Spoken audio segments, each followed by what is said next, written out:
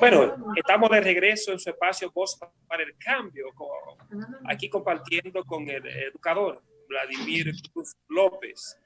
De tenerlo aquí en Voz para el Cambio es un privilegio para nosotros, pero también para una teleaudiencia que está ahí cautiva cada semana escuchando este espacio.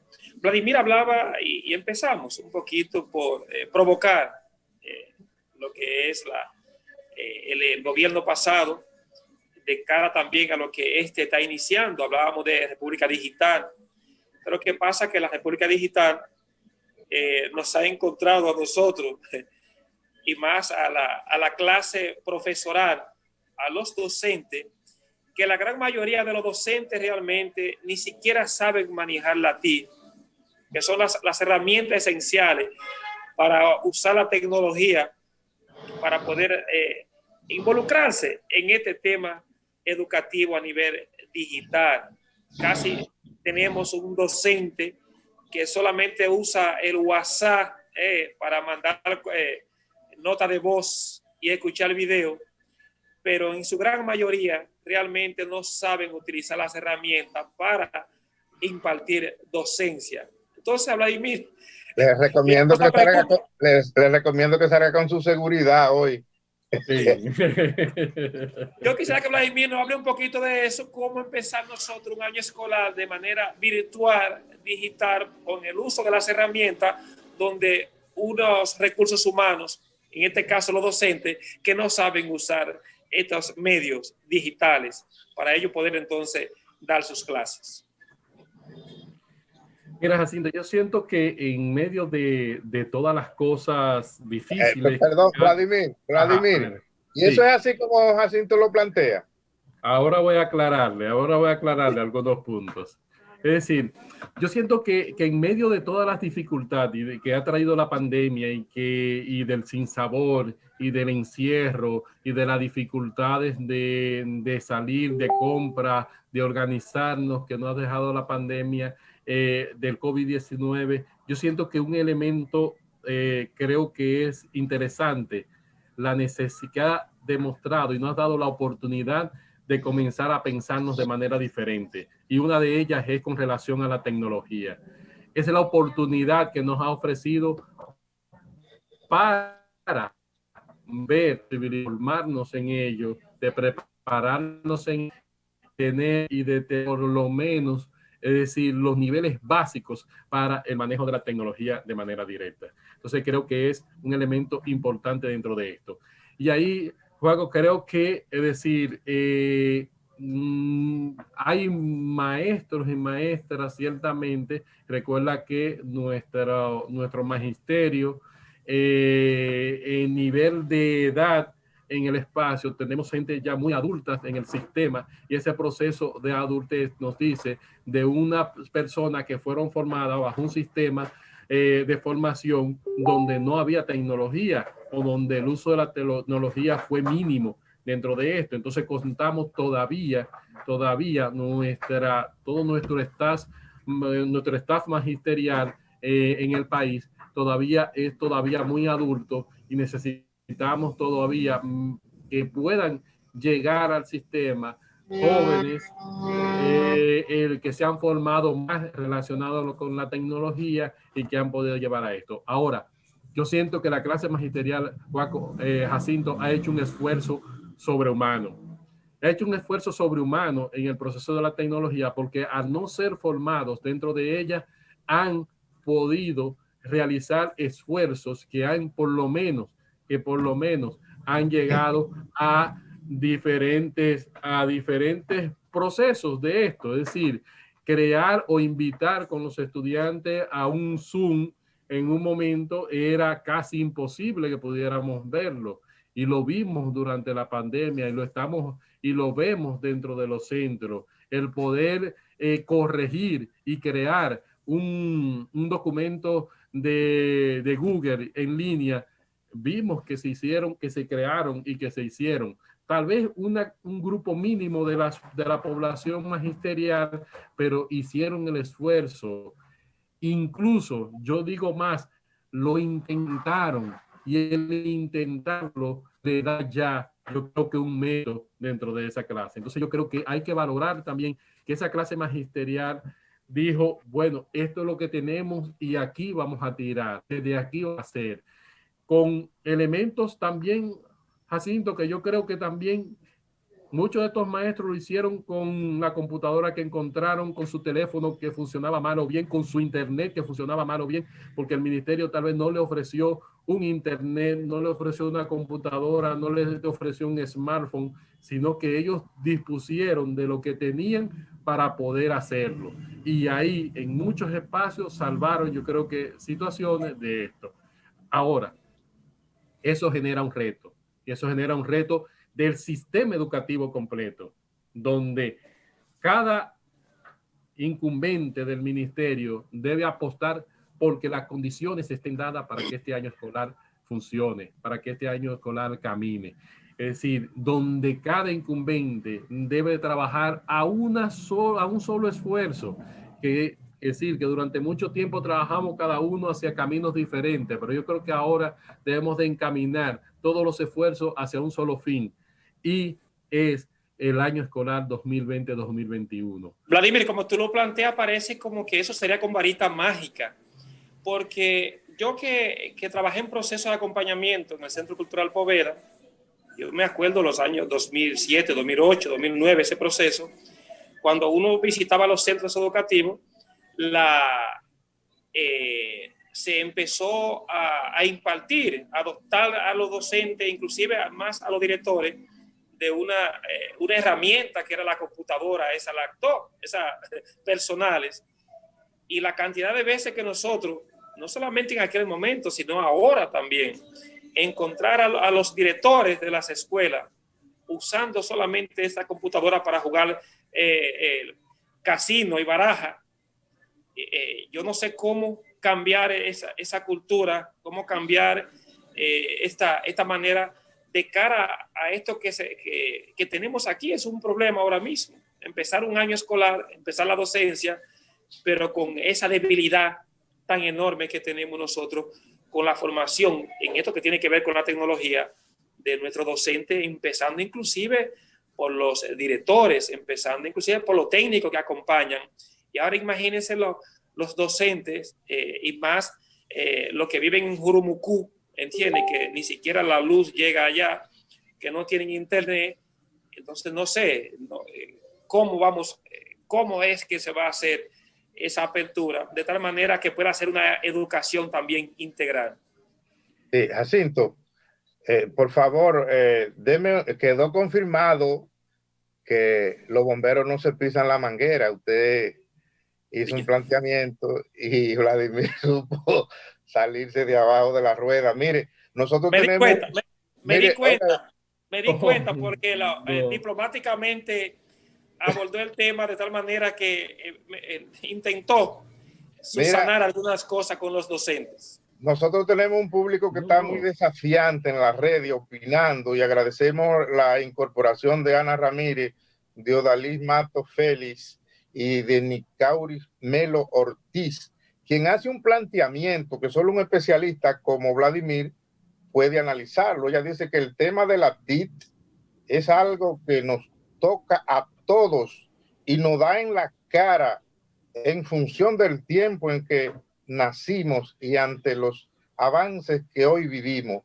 Muy cierto que los docentes debemos estar a la vanguardia, pues nos toca trabajar con una población que nació en esta era de la tecnología y que la conoce y maneja al dedillo. Y de una vez respondió la profesora Luciano, el WhatsApp fue la herramienta que más se utilizó y llegó más a la familia, ya que la mayoría de los hogares en tiempo tiene acceso a la APP. Tenemos un público desafiante que está opinando, y nosotros estamos en el deber de darle cobertura a sus inquietudes. La educadora Nicauris Melos, bueno, ella sabe del tema porque esa es la línea de ella, y luego es parte también de ese proceso de acompañamiento, así que ella sabe lo que yo estoy planteando, y que tenemos que jugárnoslas aquí, porque todo el que está aquí está interesado, nos compete, nos duele el sistema educativo, nos duele nuestros muchachos, porque también nuestros hijos están en la escuela y nosotros somos educadores. Yo ahora estoy coordinando, soy coordinador de un centro educativo para adultos y yo sé lo que estamos pasando ahora de cara de seguir los lineamientos del Ministerio de Educación, de dar apertura para el día 2 de noviembre.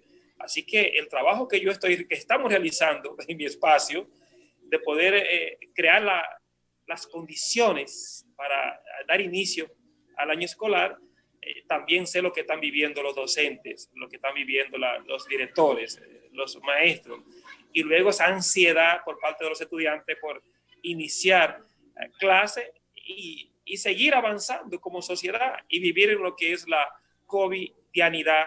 Y Vladimir, ahí te dejo, porque imagínate, el experto en este momento sobre la materia eres tú. Es decir, ahí hay algo, Juan Francisco, que planteaba Nicauli, y el desfase. Yo lo que decía ahorita, unos maestros formados bajo un sistema donde no existía la tecnología, o donde la tecnología era algo tan novedoso que no se podía tocar, y solamente una clase. Era un privilegio para un grupito.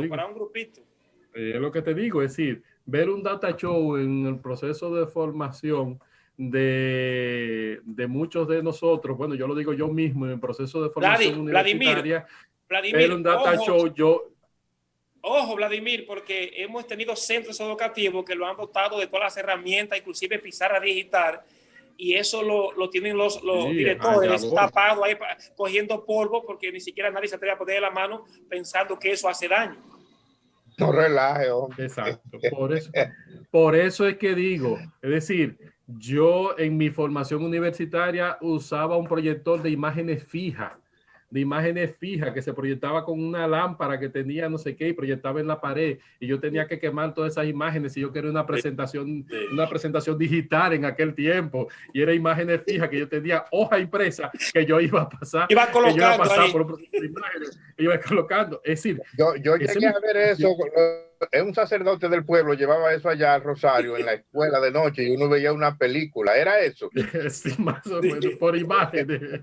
Entonces, imágenes fijas. Entonces, una clase magisterial que es formada en este proceso donde la tecnología, es decir, era un privilegio, o incluso era para un grupo el que sabía usarla, porque yo no sé eso lo usan lo que vienen de no sé qué. Entonces, esos elementos, ese crea ese desfase. Y hoy un niño se levanta con una tablet desde por la mañana, y en esa tablet sabe dónde buscar YouTube, sabe en lo que tiene que buscar YouTube, hacia dónde enfocar su búsqueda, sabe escribir, aunque no está alfabetizado, escribe lo que quiere buscar dentro de su tablet, aunque no tiene un proceso de alfabetización completo, pero él va relacionando imágenes, relacionando elementos, integrando esos elementos y puede buscarlo. Entonces, ese niño que desde hoy está formado bajo ese sistema y está siendo en esta sociedad cultural integrado en este proceso de tecnología, al maestro le va a decir incluso qué hacer en cuestión de tecnología, cómo manejarla, hacia dónde manejarla y eso demás. Entonces yo creo que es importante que Nicauli nos diga que ese desfase en ese espacio también es un elemento que nos preocupa y que genera también el que el maestro queda más desafiado en ese proceso de hoy, el que el desafío es mayor y que incluso iniciar el año escolar bajo estas condiciones se compone en un desafío. Guillermo Moreno escribió un artículo el otro día planteando exactamente qué significa iniciar el año escolar de manera virtual, y planteaba esos, dentro de los desafíos que planteaba estaba ese, es decir, cómo unos maestros que no han sido formados y que no están preparados en tecnología van a trabajar con la tecnología de manera directa con los estudiantes, con cada uno de esos estudiantes que la manejan, que la trabajan, que responden a ella y que van haciendo posible esa tecnología. Entonces es un elemento que genera bastante preocupación. Y esa herramienta que dice la profesora Nicauli, que TL o IC, ¿qué significa eso? TL. Sí, TL. TIC. TIC, es decir, las TIC son las nuevas tecnologías, es decir, dentro de esto, tecnología de la información y la comunicación.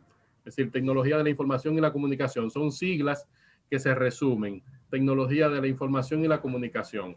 Se resumen en esas siglas. Muy bien. Pero dentro de esas tecnologías de la información y la comunicación entran todos los software, programas que se crean dentro de esto, ya sean educativos o ya sean hacia otras áreas que se van dando dentro de esto. Entonces, cada programa y cada elemento que se crea va articulado y entra dentro de ese sistema de las TIC que se va desarrollando, pero que eso le concierne a toda la sociedad en su completo. Correcto, correcto. Un tema interesante. Ojalá que el control le envíe la invitación al profesor Alfonso Torres, que está tan interesado en participar en este debate. No sabemos qué le pasó a él que no le envió la invitación. Vladi, ¿qué ha dicho estas instituciones que se agrupan para velar por un sistema educativo eficiente, de calidad, en el caso de Poveda, en el caso de Educa, en el caso de Inicia y otras más, sobre este tema de la apertura del año escolar? Mira, dentro de ellas, la que he visto un comunicado directo y lo hizo público fue Educa, en apoyo al Ministerio de Educación, en apoyo al inicio del año escolar virtual. Es decir, es de las instituciones que he visto como que han hecho público su apoyo y que ese apoyo público también lo representa dentro del espacio que está ahí. Y está ahí presente y aporta y construye. En ese tenor, te digo que para el lanzamiento de este plan general para el inicio del año escolar que hizo el MINER, si estaban todas estas organizaciones representadas allí en este espacio. También creo que también su presencia allí era un voto a favor de este inicio de año escolar desde esta virtualidad, desde estas plataformas virtuales en que se va a desarrollar. Y creo que ahí es un espaldarazo. Yo creo que toda la sociedad, no solamente estas organizaciones, yo creo que toda la sociedad están esperanzada en que este año escolar pueda surtir los frutos que se esperan de él, que se pueda dar un inicio con buen pie, que se puedan ir también animando las cositas que están por ahí todavía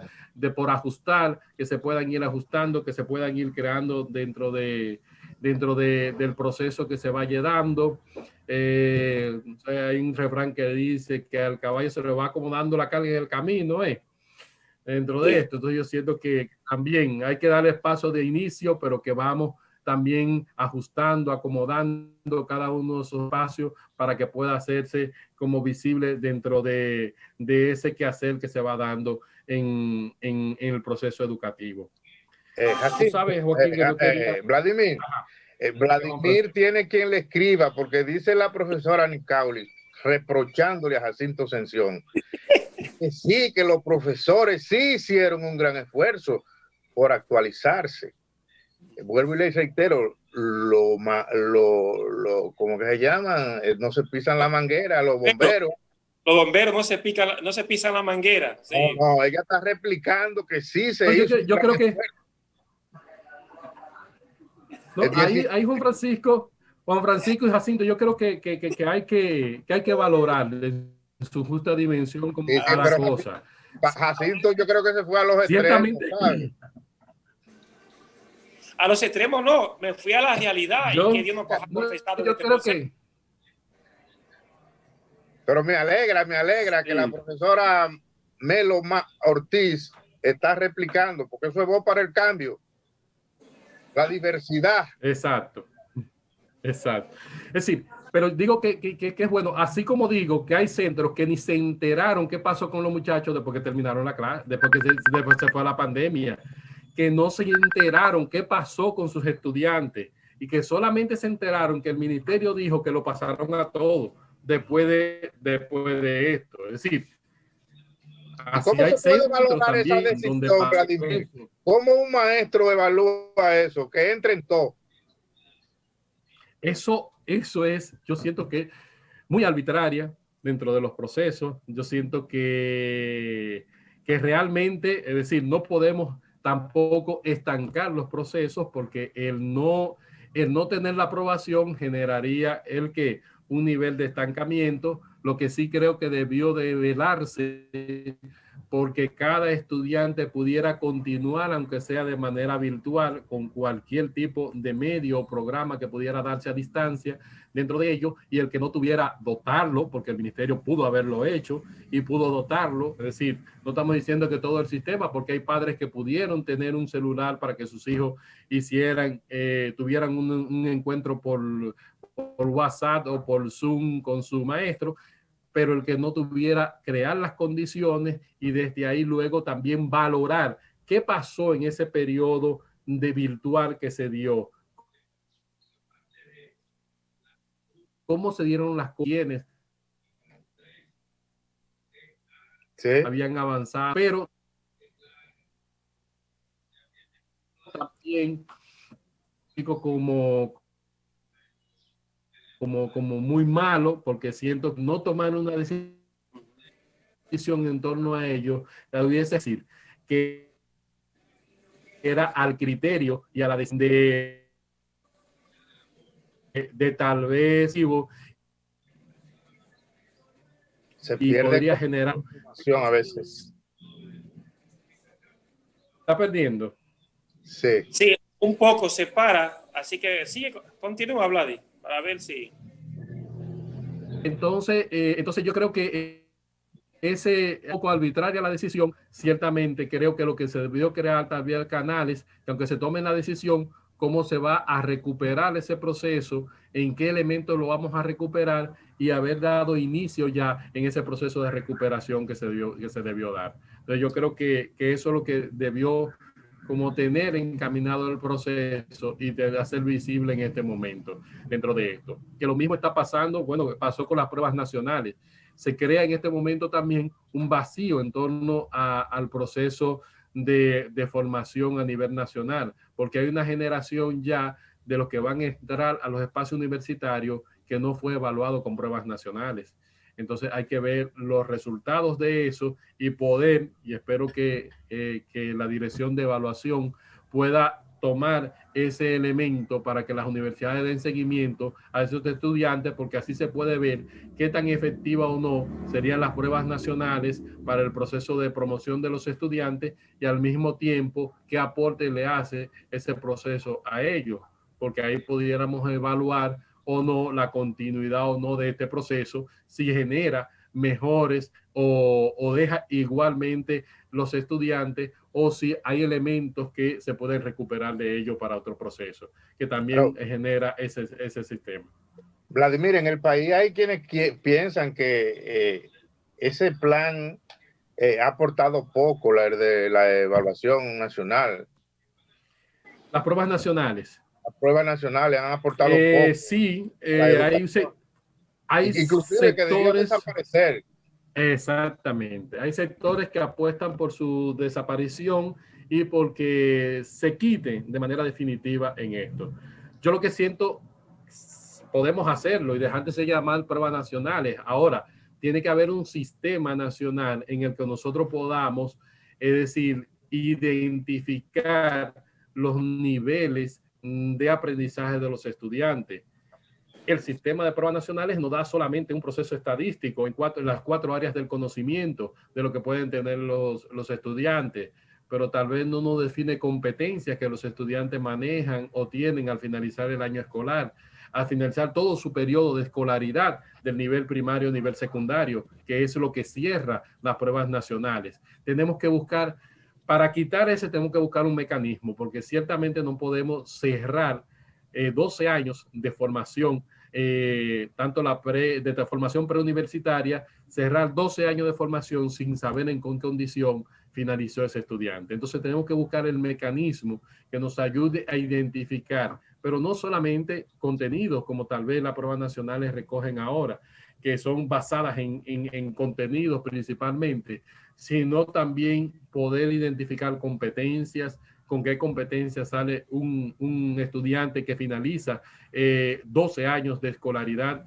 cuáles elementos, es decir, con cuáles elementos puede él enfrentar la vida, qué elementos tiene ese estudiante para poder continuar en su proceso de desarrollo universitario, con qué llega luego a un proceso de educación superior ese estudiante. Esos elementos deben definirse y no solamente determinar qué saben lengua, qué saben matemática, qué saben ciencia natural y qué saben de ciencias sociales estudiantes. Debemos de ir un poquito más allá en lo que son la medición de los estudiantes en unas pruebas nacionales. Vamos a aprovechar para hacer el corte, Vladimir, para aprovechar el espacio que nos queda y que tú puedas seguir haciendo tu exposición. Pero cuando regresemos, yo quisiera que tome la primera pregunta o cuestionante que hizo Juan Francisco al comenzar el espacio del programa, porque él estaba hablando de la situación concreta de lo que es el sur del país y más esa zona de San Juan, en qué pie queda parada en este proceso. Así que vamos a una pausa y en breve regresamos, que hay más en Voz para el Cambio. Muy bien.